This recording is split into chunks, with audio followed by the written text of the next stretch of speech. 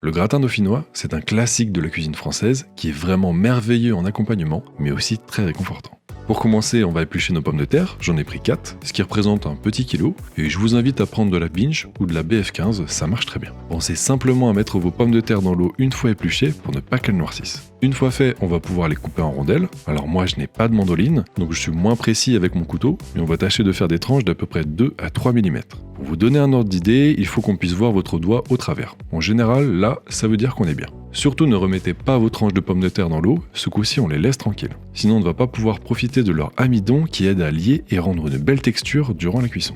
On s'écrase une gousse d'ail pour retirer la peau facilement et frotter le plat à gratin avec. Ça va nous donner le bon parfum de l'ail sans avoir une présence trop marquée si on l'ajoutait à la préparation. Après bien évidemment, la cuisine ça reste du plaisir, donc si vous voulez en mettre durant le montage, n'hésitez pas. On étale du beurre partout dans notre plat et c'est parti pour le montage. Alors là, chacun a sa technique, il y a beaucoup de façons de faire, mais voilà la mienne. Je vais mettre un premier étage de pommes de terre et je vais assaisonner à chaque fois que j'en rajoute un. Donc faut pas avoir la main trop lourde non plus, vu que l'assaisonnement va se cumuler, mais comme ça chaque tranche aura le bon goût qu'on souhaite donner au plat. Donc noix de muscade, sel et poivre. Petite astuce pour la disposition, vous pouvez mettre vos tranches comme moi dans le sens des aiguilles d'une montre et pour l'étage qui suit, dans le sens inverse. C'est ce qui va permettre de bien équilibrer vos couches. Les pommes de terre, c'est bon. Maintenant, on peut verser 400 ml de lait entier avec 400 ml de crème liquide à 35% que vous pouvez mélanger ensemble préalablement. Alors oui, c'est très riche, mais c'est vraiment cette matière grasse qui va permettre d'apporter la bonne texture et cette onctuosité aux pommes de terre. Je vous invite à verser ça en prenant votre temps pour que ça coule bien partout entre chaque tranche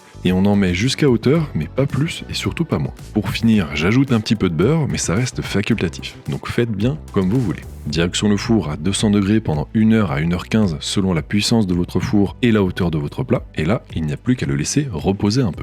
Pour voir si le gratin est cuit, plantez simplement un couteau et s'il s'enfonce et ressort sans résistance, c'est parfait. Là on peut voir que la fourchette s'enfonce sans forcer, les pommes de terre sont onctueuses, c'est vraiment ce qu'on recherche avec cette recette. D'ailleurs si elle vous a plu, ou si vous la refaites, n'hésitez pas à me le dire dans les commentaires et à vous abonner pour me soutenir. Régalez-vous bien et bon appétit!